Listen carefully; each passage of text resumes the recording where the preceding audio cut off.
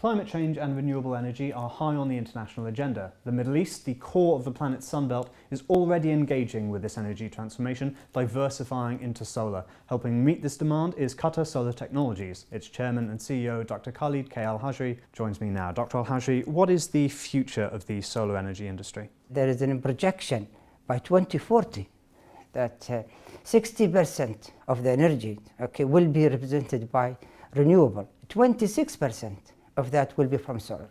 The price of the solar industry is coming down. In fact, the price today, if you compare it with the megawatt produced by gas, showing $122 per megawatt using solar and $118 per gas. You can see the gap is coming down. Last year, 2015, first time when the investment and the renewable and the solar is going up, while the oil and gas is coming down. So that's why solar will help overcoming some of this climate change.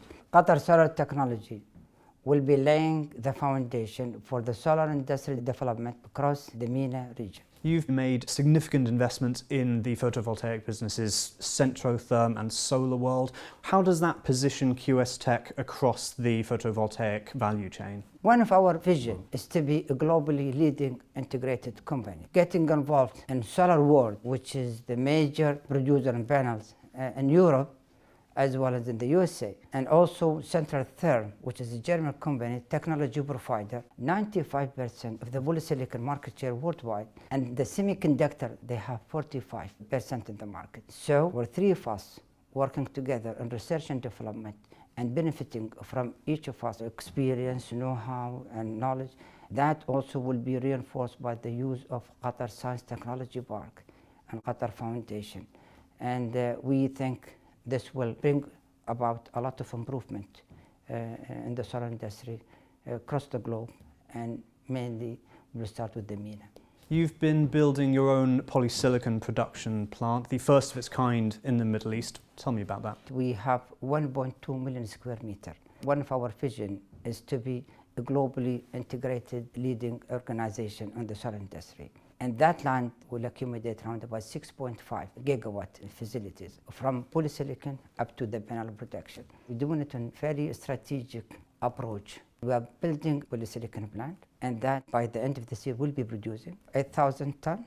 That will give you around about 1.3 gigawatt. And what we're doing there, we are laying the foundation for the solar industry development in the MENA region. So that puts you in a really good position, especially with the recent Paris agreements actually coming into force, to drive forward the solar industry. Absolutely, because this is the first time after the COP21 in Paris that the government has the real commitment. And now, whether they resist the future or go along with it, there is no other option. And we will be playing a major part in promoting the government to achieve their goal as said by them. So what are the key challenges that are facing solar players? In the solar industry, there are two challenges we have to overcome.